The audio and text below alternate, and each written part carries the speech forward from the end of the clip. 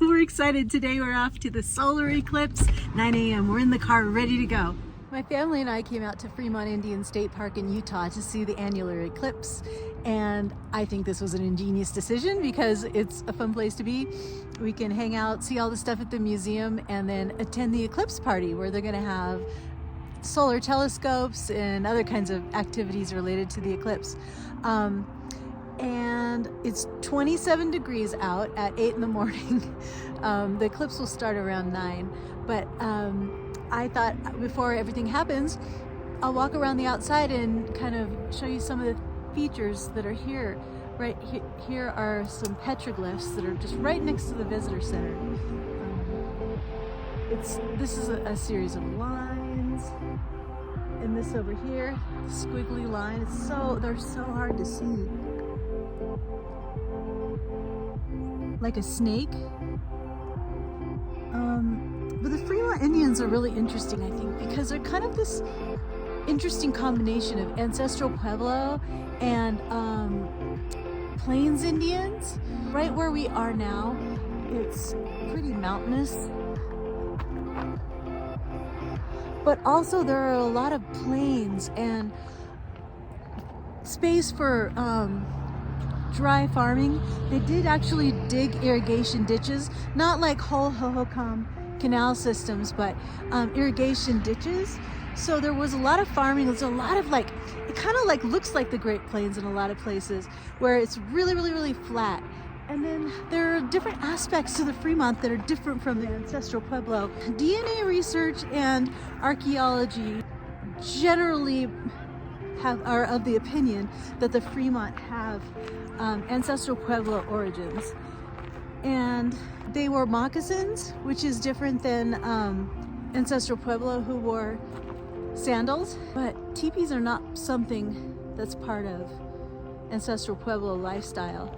It would have been pit houses. Pit houses were more or less like brush huts or adobe huts. This is a ramada, more plant material homes or mineral material homes, not hides. So the Fremont are really interesting. So imagining this is the year 1100. Down here is Clear Creek. Right now that's the I-70 freeway and another frontage road. But Clear Creek, and then all this is corn farming. Up here on the ridge, imagine villages with about, or a village with about 60 pit house structures that look like what's on the kiosk over here.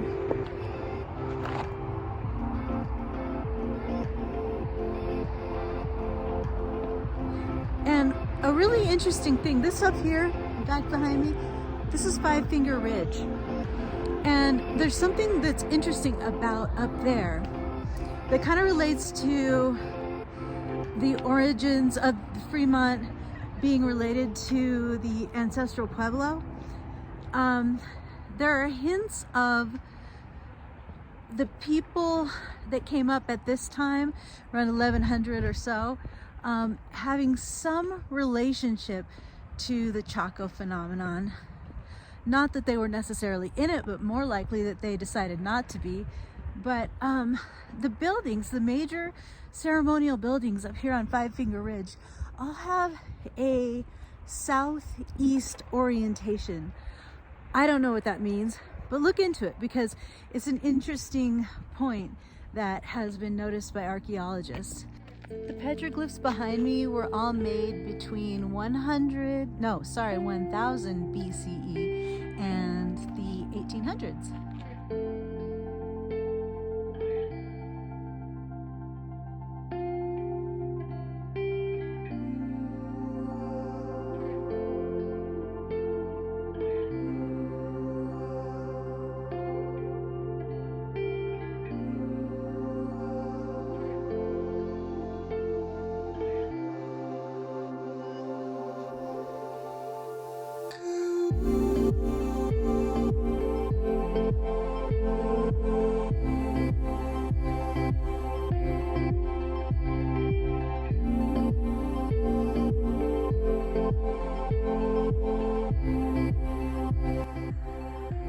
point out that all the petroglyphs on this face the sunrise. They're all facing east. They look at the sunrise.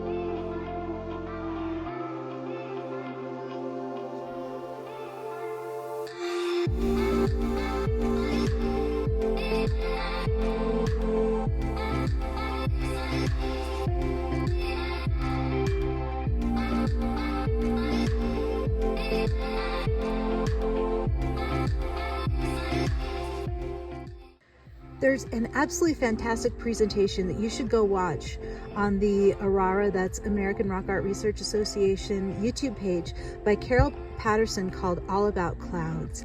It will blow your mind because she talks about these petroglyphs that have these angular bodies, and they have all kinds of different patterns on the inside. She talks about how they look like different iterations of rain clouds and how those appear in the sky.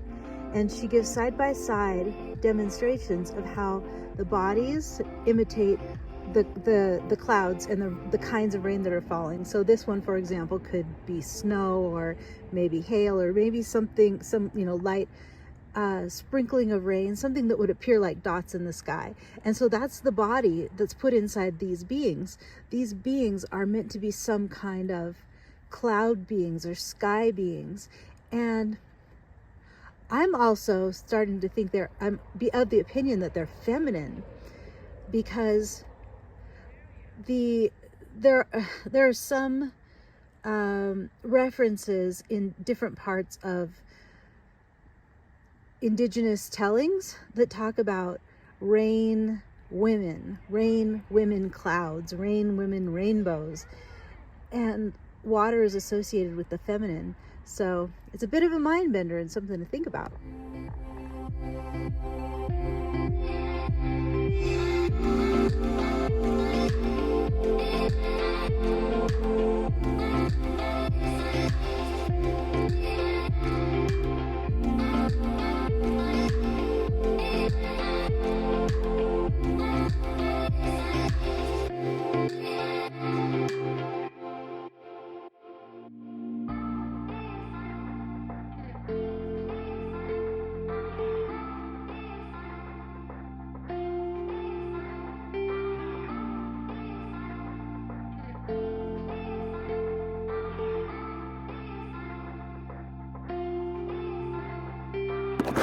It's eclipse time! What's up, video